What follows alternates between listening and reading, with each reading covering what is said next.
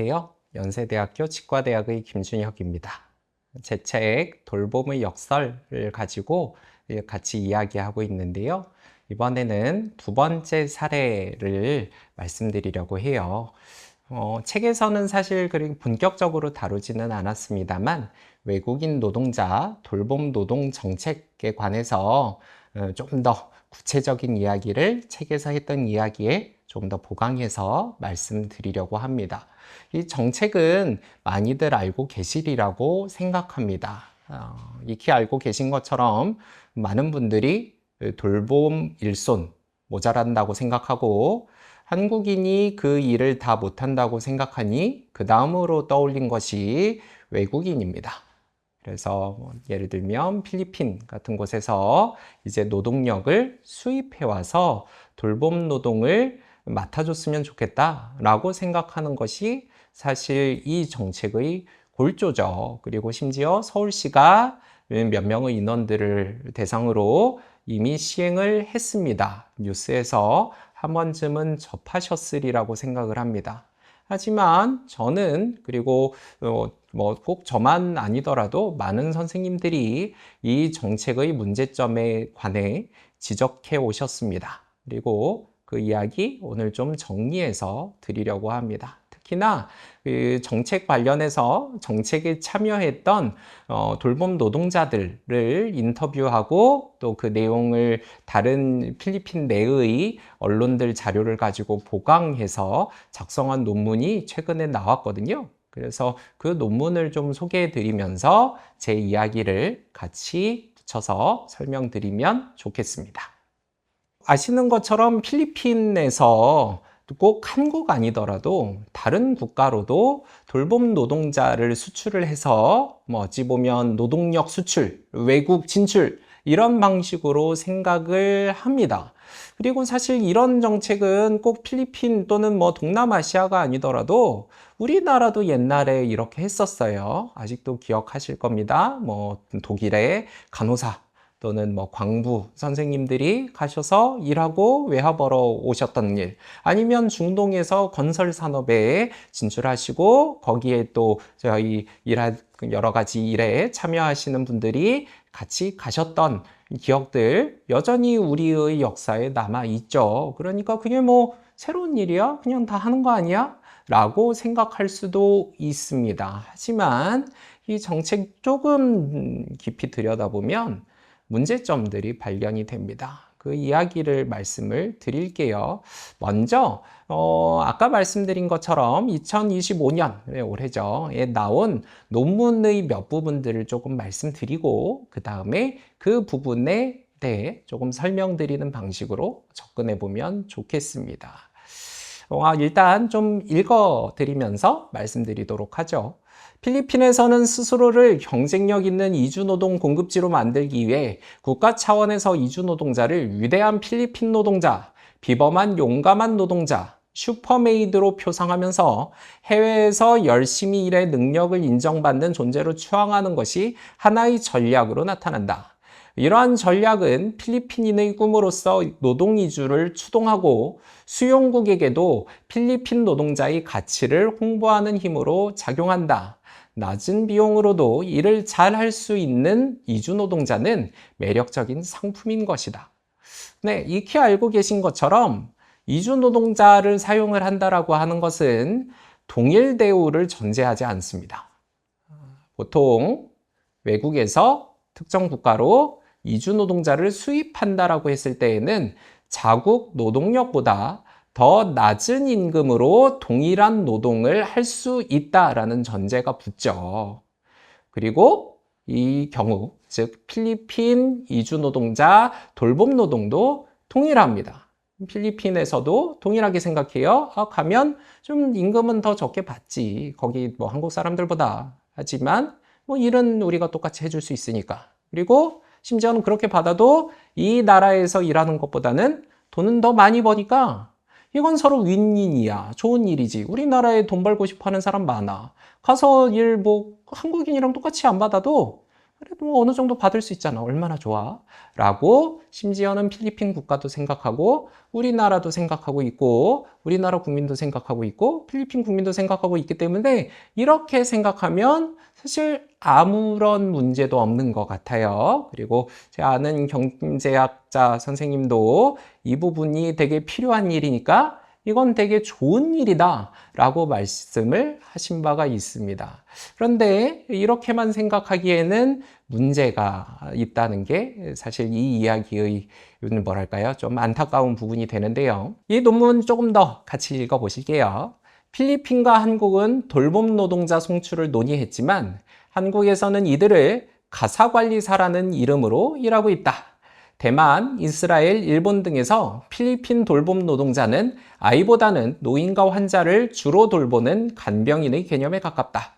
한국의 가사관리사는 홍콩의 외국인 가사도우미와 싱가포르의 이주 가사 노동자와 유사하다. 그런데 여기서부터 사실 문제가 발생합니다. 필리핀에서 홍보되고 있는 노동의 방식과 한국에서 지금 들어와서 어떤 일을 해주리라고 기대하는 그 일 사이에 격차가 있는 거예요. 필리핀 사람들은 보통 우리가 돌봄 노동을 해서 외국으로 나가면 뭐 간호사까지는 아니더라도 뭐 간호조무사 비슷한 일을 하리라고 생각을 하면서 외국 진출을 준비하고 공부하고 거기에 대해서 자격을 준비해서 나갑니다. 그런데 저희는 그런 사람을 지금 뽑은 게 아니죠. 저희가 처음에 서울시에서 외국인 노동자를 들여왔을 때 뭘 맡기고 싶어 했습니까? 가사노동입니다. 집에서 아이 보는 것, 집안일. 그러니까 여기 사이에 격차가 있다라고 하는 것이 일단 인식 차이로서도 문제가 되지만 이것은 더 큰 문제를 일으키는 부분이 됩니다. 논문 더 조금 살펴볼까요? 2024년 10월 4일부터 10일까지 중소기업 중앙회 외국인 인력 지원실이 실시한 단체 채팅방 주관식 실명 답변 방식의 온라인 조사 결과에 따르면 가사관리사가 일터에 대한 정보를 정확하게 인지하지 못한 경우가 종종 있었다. 한국에서의 일을 어떻게 이해하고 왔는지 묻는 질문에 병원에서 일하는지 집에서 일하는지 정확하게 이야기를 안 했다거나 필리핀에서는 우리를 돌봄 노동자라고 하는데 여기에서는 가사도움이라고 해서 아이를 먼저 돌봐야 할지 청소를 먼저 해야 할지 모를 때가 있다고 답변했다. 스스로 활동하지 못하고 생활 못하는 아이들, 환자와 고령의 어른들을 돌봐주는 것으로 알고 왔는데 한국에 와서 집안일을 해야 하니 당황스럽기만 하다는 응답도 있었다. 그러니까 이미 필리핀 노동자가 생각하는 노동의 조건이나 방식과 이들을 고용하고자 했던 한국의 접근이 차이가 있는 거예요. 심지어 우리는 이거 그냥 돌봄 노동이잖아, 같은 거잖아 라고 생각을 했지만 필리핀에서 이 돌봄 노동자, 케어기버라고 하는 이 단어를 인식하는 방식, 그리고 우리가 집에서 하는 일이라고 생각하는 이 가사 도움이라고 하는 것도 당연히 어찌 보면 다른 일임에도 불구하고 비슷한 일이니까 어찌 보면 그냥 퉁치고 넘어간 것이 이미 이런 자료들에서 확인되고 있습니다. 실제로도 그렇죠. 저희가 외국인 노동자들을 데리고 올 때 무엇을 기대하나요? 어떤 것들을 해주기를 우리가 원합니까? 우리와 비슷한 처우와 우리의 비슷한 수준의 일을 하면서 우리와 동등한 권리를 가진 사람으로서 이 사회에 있기를 원하나요? 아니면 우리가 하기 싫은 일, 우리가 못하는 일 대신 해주고 대신 대우도 월급도 더 적게 받고 그러니까 그만큼 권리도 적게 누리는 사람으로서 일을 해주길 기대하고 있습니까? 사실 명백히 후자라고 저는 생각을 합니다. 그리고 이런 생각이 그냥 단지 생각 또는 뭐 이데올로기에 그치는 것이 아니라 실제의 정책 구현에서도 나타나고 있었다는 게 사실 이 정책 진행의 문제를 일으키고 있는 것입니다. 그냥 뭐 그랬지만 뭐 결국 아무 일 없이 끝났어요. 뭐 이러면은 상관이 없죠.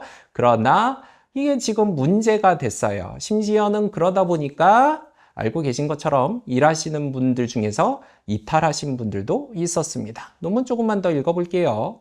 돌봄 노동자 당사자에게 가장 중요한 이슈는 월급과 돌봄 노동의 전문성에 대한 인정, 그리고 이에 맞는 일자리로 나타난다.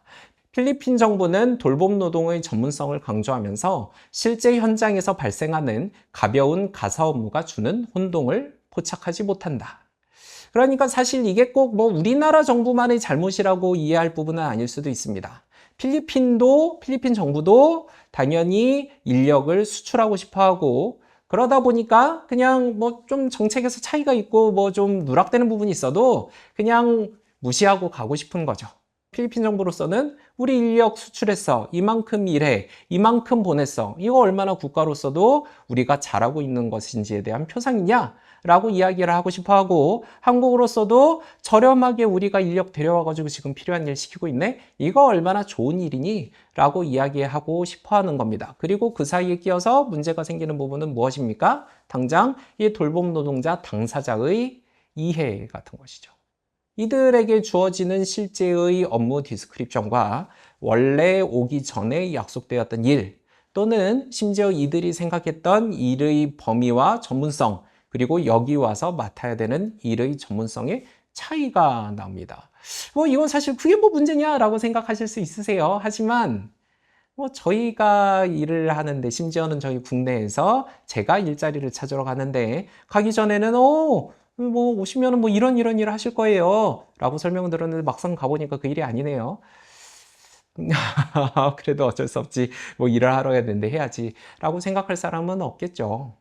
그것은 당연히 문제입니다. 급여 수준도 당연히 문제고요. 그리고 이 부분에 대해서는 뒤에 더 말씀드리겠습니다. 또한 어떤 일을 할 것이냐라고 생각한 이 차이도 실제로 이들에게 문제를 일으키고 있다고 하는 점입니다.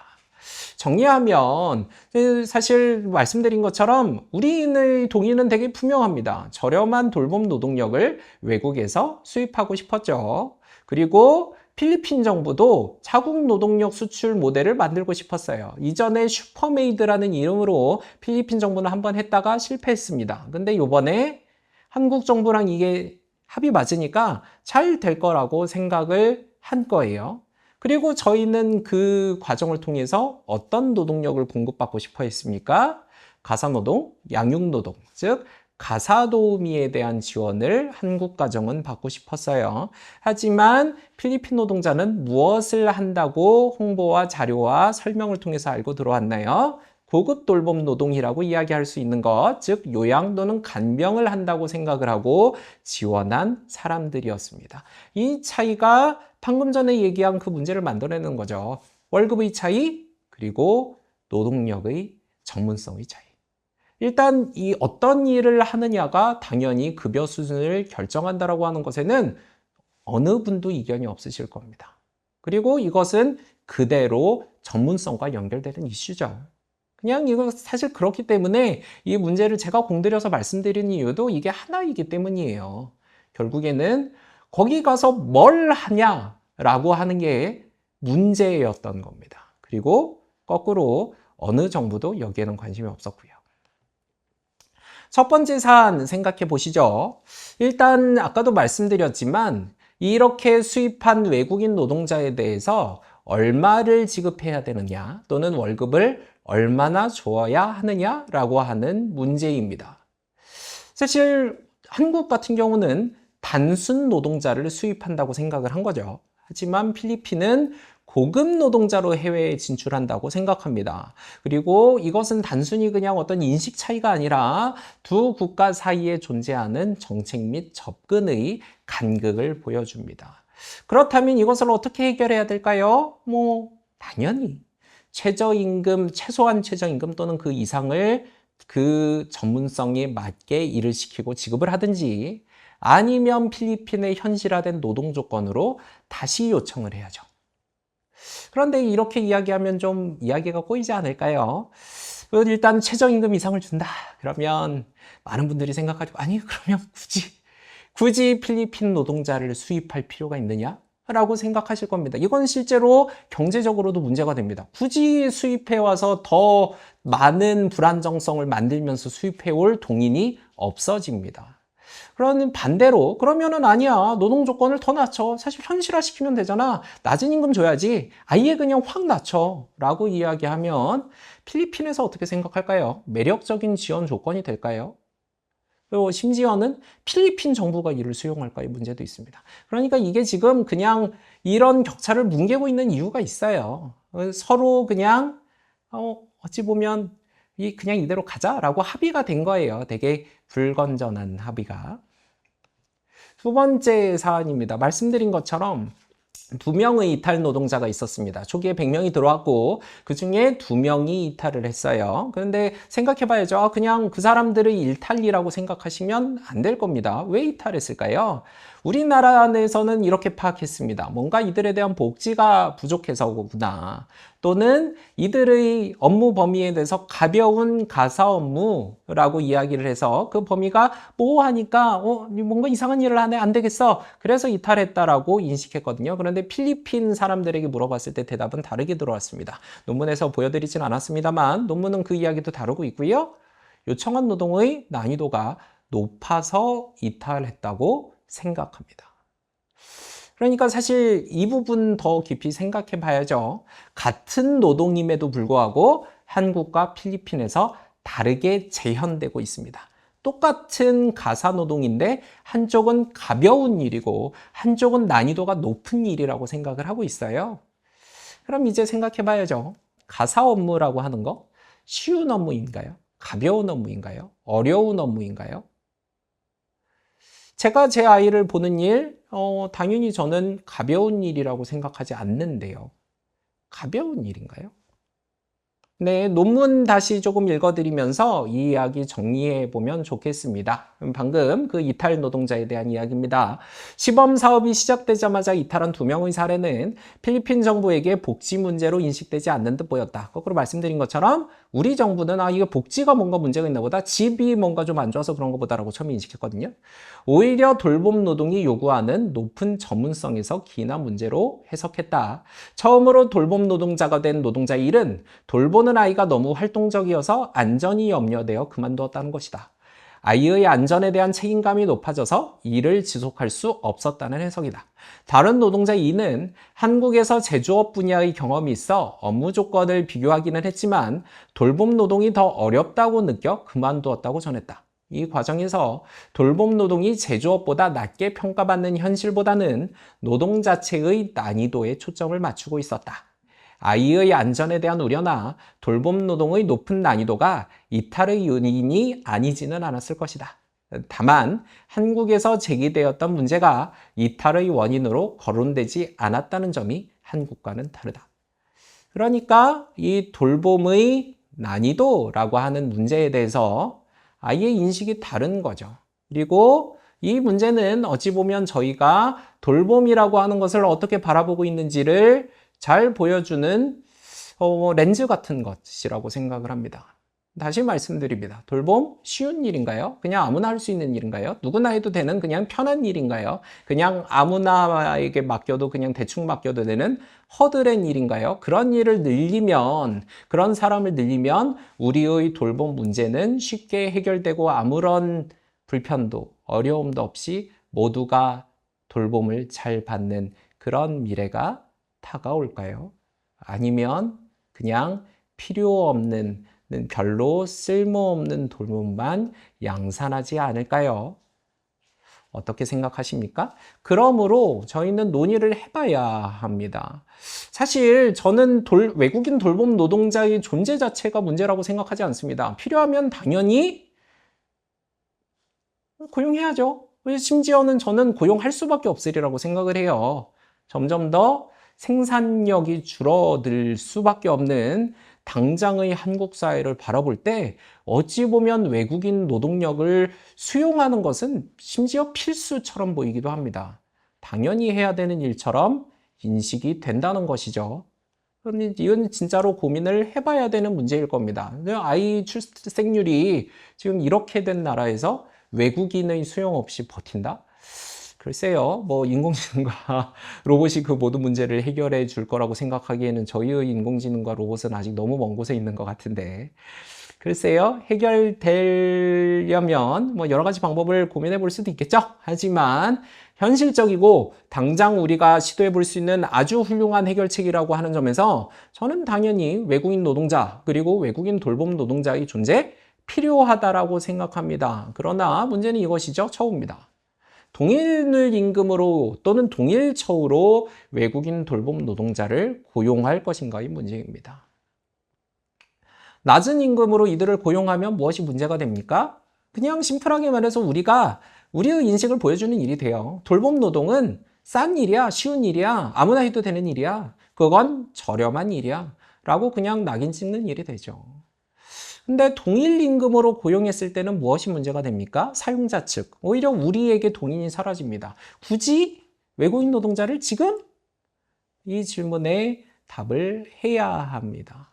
따라서 외국인 돌봄 노동자의 고용이라고 하는 문제를 생각할 때 우리는 아까 이야기했던 여러 가지 돌봄의 틀 또는 좋은 돌봄의 조건들을 생각해 볼 필요가 있다라고 저는 생각을 해요. 첫 번째로는 이 돌봄의 행위성이라고 하는 부분들을 생각할 필요가 있습니다. 돌봄 노동이 저평가되지 않도록 급여와 난이도에 대한 인식이 바뀌어야 합니다. 뭐 꼭 차등급여를 할 필요는 저는 없다라고 생각해요. 오히려 그건 이상한 일이 되겠죠. 대신 업무 설정이나 시간 같은 것을 조절함으로써 그런 부분에 대해서는 충분히 우리가 정책적으로 가져갈 수 있는 부분이 있다고 생각을 합니다. 그리고 다른 업무에 대해서 지금까지 그렇게 해왔으니까요.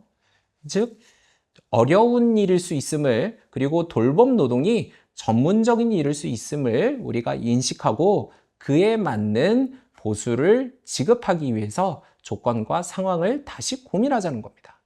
두 번째로는 순환, 아까 무슨 이런 그림 말씀드렸어요. 거기에 대해서도 고민을 해야 됩니다. 다시 무엇입니까? 외국인 돌봄 노동자에 대해서 별도의 지원책이 필요하다라고 하는 것입니다. 이들은 언어도 아무래도 익숙하지 않을 거고요. 노동 조건도 여러 가지 고민되는 부분들이 있을 겁니다. 노동 시간도 그렇죠. 여기에서 생활하는 데서 안전의 문제도 그렇고 주거의 문제도 있고 여러 가지 본인들이 겪어야 하고 감내해야 할 여러 가지 불편들, 어려움들이 있습니다. 이거 누가 해결하죠? 그냥 본인이 니들 일하러 왔으니까 알아서 해?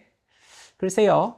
돌봄은 다르게 가야 한다라고 저는 생각하고 이 부분들을 누가 맡아서 이들에게 돌봄으로서 제공할 것이냐라는 논의 시작해야 된다라고 저는 봅니다. 만약에 급여를 적게 지급할 거라고 한다면 적어도 이 부분은 해결이 돼야죠. 그냥 뭐 알아서 와서 할 거고 돈 뭐 필리핀보다 더 많이 주는데 뭐 괜찮아? 글쎄요. 그것은 그것대로 돌봄에 대한 저평가입니다. 그리고 돌봄을 저평가하지 않고 그 돌봄이 또한 좋은 돌봄으로서 기능하고 심지어는 그 노동자에게도 이 돌봄은 좋은 돌봄이어야 합니다라고 요구하려면 적어도 이 사람들의 돌봄의 환경이 잘 될 수 있도록 도와줘야죠. 마지막으로 명능 강화라고 하는 측면도 같이 검토하셨으면 좋겠어요.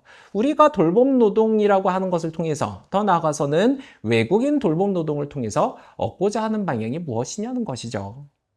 그것이 그냥 단지 추상적으로 잡혀있는 집안에 아이를 돌볼 사람이 없대. 뭐 노인을 돌볼 사람이 없대. 단지 거기에 대해서 정책적으로 해결책으로서 제공되는 건가요? 아니면 우리가 구체적으로 우리에게 지금 가지고 있는 돌봄의 필요들이 있고 그 돌봄을 해결하기 위한 지역적인, 지역사회적인 검토가 필요하며 그 검토의 과정에서 정책적인 대안 또는 도움으로서 외국인 돌봄 노동자가 필요한 걸까요? 당연히 후자 아니겠습니까?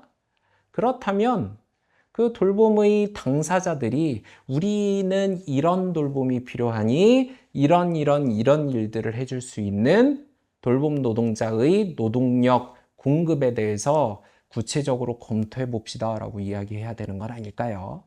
그냥 아이 돌봐줄 사람이 없어서 청년들이 애를 안 낳는데 이런 말 말고요. 이런 부분들을 검토하는 것이 저는 지금 우리가 외국인 돌봄 노동자에 대한 정책을 검토함에 있어서 시급한 문제라고 보고 있습니다. 그리고 사실 단지 뭐 경제적인 차원에서 급여만을 논의하는 것이 아니라 우리가 돌봄 노동이라고 하는 것을 통해서 무엇을 기대하고 무엇을 바라는지를 생각해야만 심지어는 외국에서도 우리가 그 돌봄 노동자를 수입하는 것이 정당화될 거라고 생각합니다.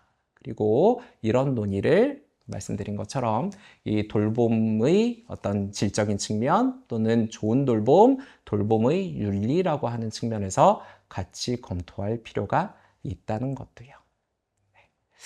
긴 이야기였습니다만 같이 들어주셔서 감사하다는 말씀 다시 드립니다. 그리고 책에서도 또 이런 비슷한 이야기들 또는 다른 각도에서 접근한 여러 돌봄의 이야기들이 실려 있으니까요. 혹시 시간 되신다면 같이 검토해 주시면 좋겠습니다. 2025년 제20회 인문주간 다시 있다 인문학으로 있는 지역과 공동체 북토크에 참여할 수 있어서 다시 한번 감사하고 기쁘다라는 말씀 드립니다. 아무쪼록 이 행사가 그냥 제 책을 이렇게 말씀드리는 것만을 넘어서 제목처럼 지역과 공동체를 다시 잇는 역할을 할 수 있기를 기대합니다.